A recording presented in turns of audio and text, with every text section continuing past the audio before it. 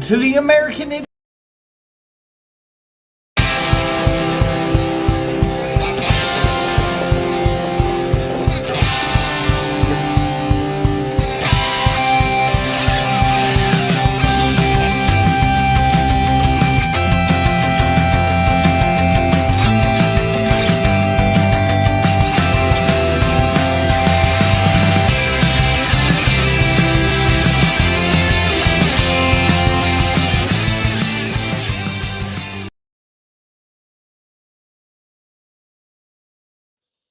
Good evening, everybody. It is a wonderful Tuesday night, and I hope everybody is doing really good.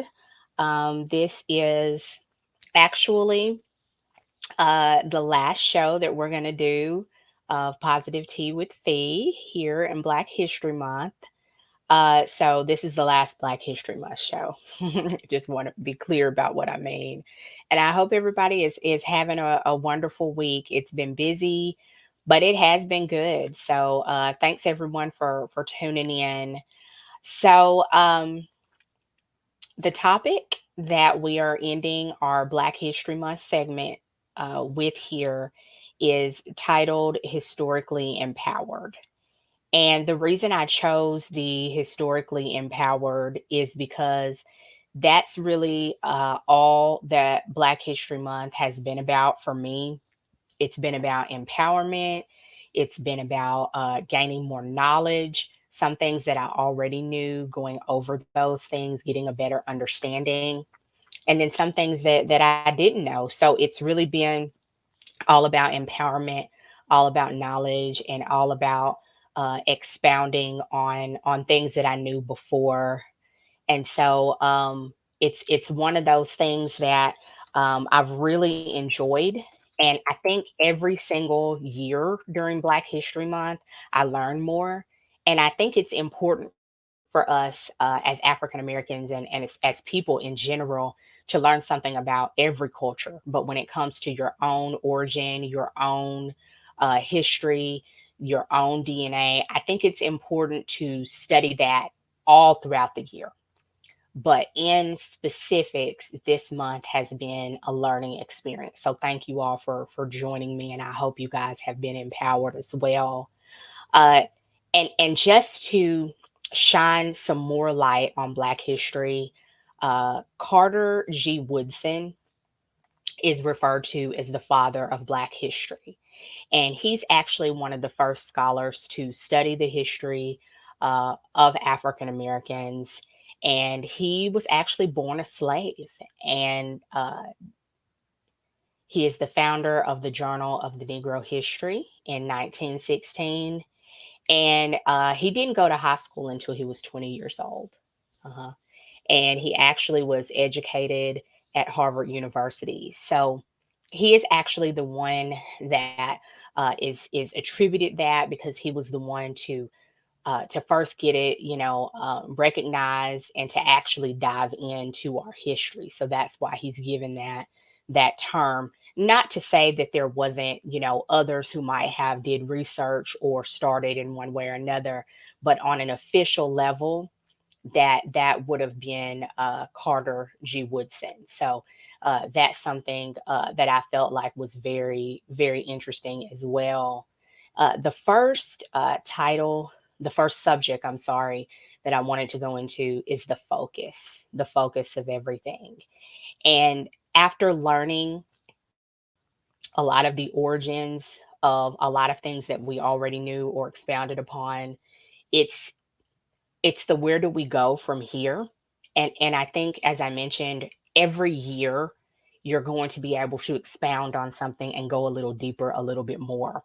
And that's important in anything you do, but it's very important in Black history because our roots are limited and what we've been given is limited. And some of that is something that we can change and some of that is something we can't. So I think where we need to go from here is focusing on the vision of our forefathers. And this definitely includes the father of Black history, Dr. Woodson. And with that being said, we're focused on developing traits as African Americans for self determination, self discipline, and above all, motivation to do the things that our forefathers stood for, the things that they contributed to our history, taking those things and using them as a blueprint of how to move forward. We've talked about Frederick Douglass, Maya Angelou. We've talked about even some of the modern day uh, individuals who've attributed to our history and to the things that we may take for granted at some part. And it's like at the end of it all, it's only going to make us better as a people. It's only going to make us understand what we come from, the stock that we're made of, the struggles, but the things that they were able to overcome at some point in history. And by focusing on positivity and being able to work hard and still understand that although oppressed, we can still try to focus our energies on doing as much good as we can and expounding upon all the good things that they stood for. And that's what we need to keep our focus. And that doesn't mean an unrealistic look at everything. It's keeping it realistic, but understanding when it's all said and done what we need to gain from it. And that's so important. The chunk of the movement is going to be our next topic, and that's change. Change is something in any situation that does not come easy. Change has a lot of different aspects in anything we do. Change when it comes to the way we look at things, change when it comes to our perception and reality. That's probably the hardest thing to do when it comes to our history. We know that there's some ugly parts on our history. I didn't like to focus on that very much, but unfortunately, some of the stories, some of the things that we have went over on the show, the reality is a lot of our history in America is not good. And that's the reality of it. And so we're here now. We know our history. We know a lot of the things that we can't change, but we know a lot of the things in the present and in the future that we can. And one of the things that we need to look at is being aware of the mental health effects and dealing with them accordingly. There's a lot of uh, promotion in media, there's a lot of promotion in news in general, even the fashion industry, the health industry, that doesn't really harp on the mental and emotional effects of the things that we see, that our children see, or even the events in the past and things that can trigger us as African Americans. There have been studies after studies in psychology to show that there is a trauma that comes along with being systematically oppressed. And whether that's something that you know personally or something that you may not even be aware of, it does affect us. And so, like we've talked about with other things on the show before, in knowing that as an African American woman, that has been something that I've come to understand is the reality. And for me, in dealing with everything else, that was part of my identity. I was in my 20s before I actually realized that that was part of my identity that was attributing to mental health issues. And that's being oppressed, being stereotyped, prejudged simply because of the color of my skin. And I think it's something that we don't talk about, but we need to start talking about a lot more of how African Americans are dealing with the traumas of things throughout history that have not been favorable. The next part of change is going to be being proactive and making sure we educate our children. Let me repeat that, making sure as African Americans and as Americans, we make sure our children have Black history education. It would be nice if every area of education for our children in the United States included Black history, an adequate amount of Black history, not just a page, not just a chapter, but an adequate amount of Black history and every aspect thereof as a whole. Okay.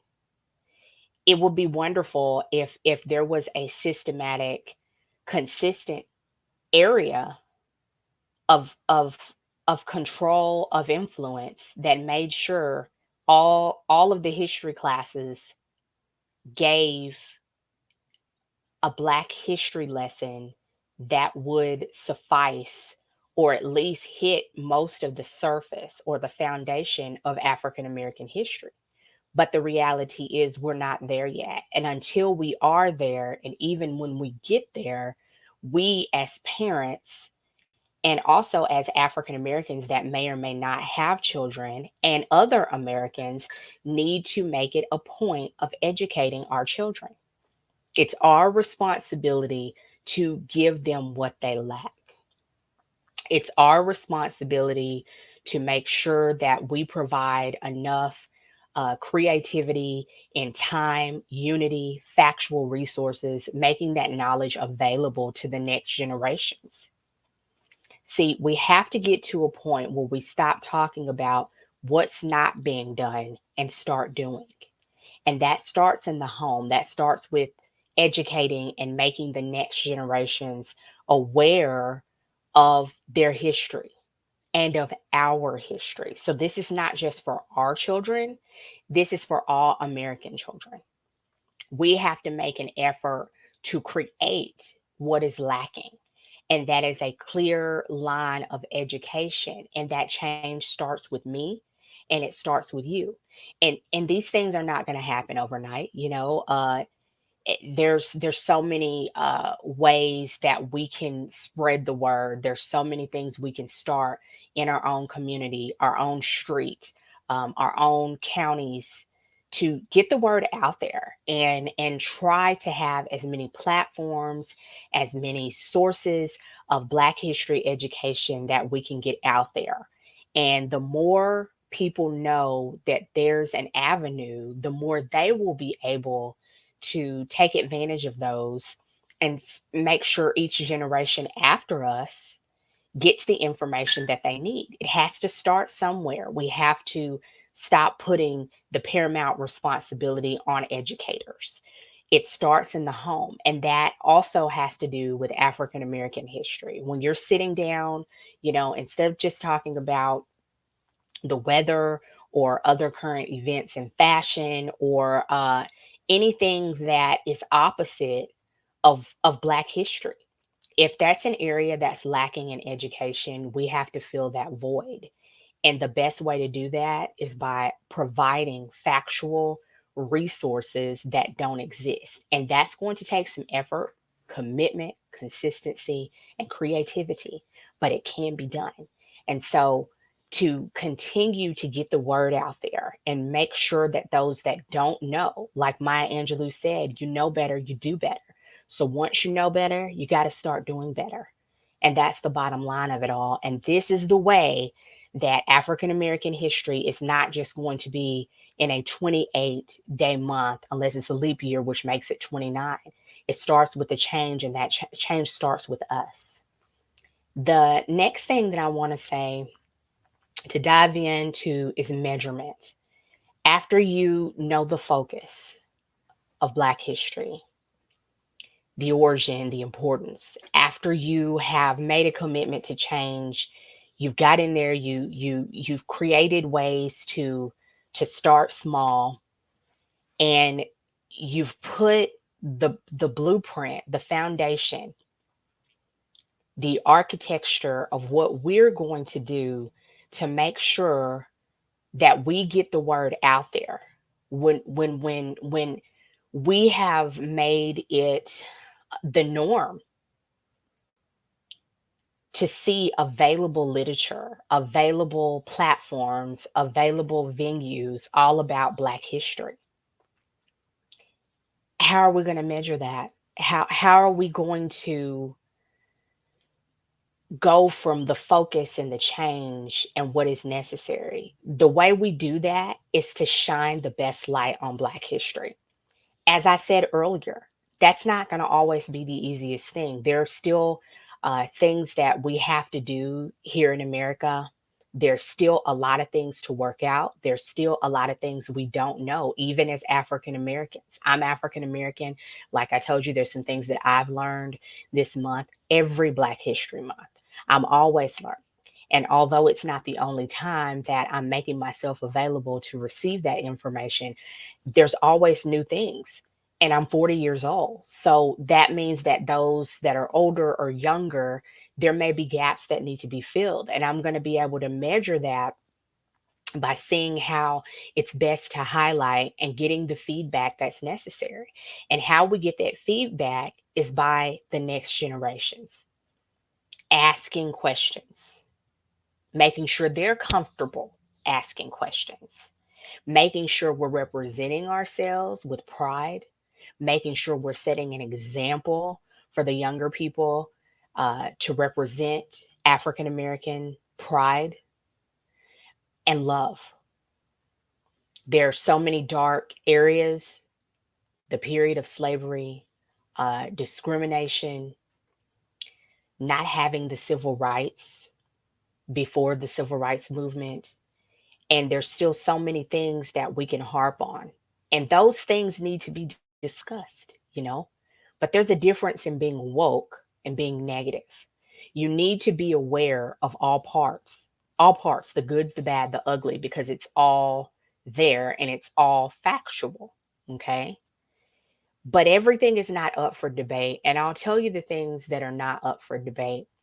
The fact that Black history is beautiful, the fact that being Black is not a dilemma, being Black is a blessing, just like anything else. It's part of our history as Americans, it's who we are as African Americans. And with every single thing that joins us as a people, being able to understand the various ways that are necessary to make tomorrow better. That's what our forefathers stood for. They stood for the advocating of how to make things better for tomorrow, not just how to make things better for themselves, not just to debate to be debating, but to be activists in their communities, doing what they did. And they had so much more oppression that we could ever imagine, so many more stumbling blocks than we could imagine. We must still debate some things. Don't get me wrong. And the best measurement is the measurement of positivity in Black history. I stand for positivity. I stand on that. There's so much productivity in positivity. And even though there are still things that are going to come up now, not just in the history of African Americans, but also today that may be negative, that may trigger you, as we talked about, accepting the fact that these traumas will mess with your mental health. That's the reality. But in that measurement, knowing when it's time to debate, when it's time to cry, when it's time to talk about the ugly stuff, but making more time to laugh when necessary, smile when necessary, learn when necessary, and above all, love when necessary. Praying your way through these things, trying to figure out a way, despite the ugliness, to highlight the good things. Still, I rise. Maya Angelou, she did so many things, as we talked about. There's so many things just in her lifetime, through presidents, through acting, through being side by side some very, very ginormous civil rights leaders in our history. And she had a story to tell. And I think a lot of it was the fact that Tragedy was present, but it didn't prevail. And so I think that in looking at her story, her testimony, if you will, her experiences, it just shows that despite the struggles, despite being woke, which is a new generational term that's used to just manifest that you are aware of the realities of being African American in America. I know she was very aware. I know she was very aware.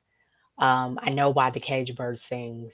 I know that Maya Angelou knew the struggles, lived in the struggles, and I know that there were so many things that were heavy on her, but she didn't give up.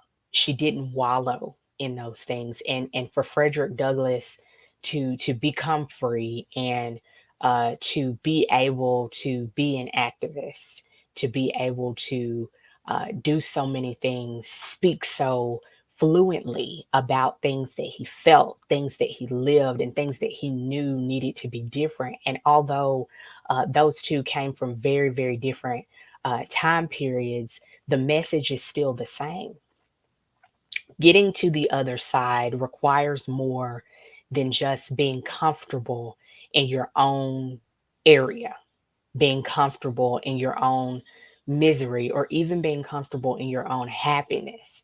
It's going to require a collective effort. And it's also going to require still figuring out a way to live your life despite the history of oppression, or despite not knowing the next step, or despite not being able to just focus on your life because you still have all this systematic stuff to deal with.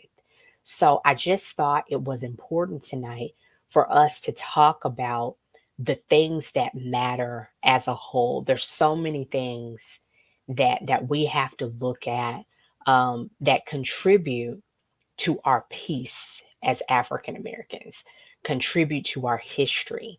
And I think it's important to understand that you have to be an advocate for positivity in everything, putting out positive energy, even in a negative situation, or just in a situation that you may not be completely informed about, is going to make a difference in a good way. And so when we talk about Black history, to keep talking about the inventors, keep talking about the activists, keep talking about those who have made changes that have contributed to our way of life in a positive way.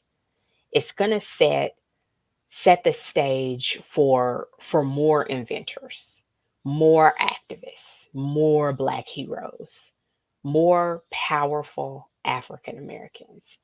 And I'm proud to be Black. I want to thank you guys for tuning in with me this month.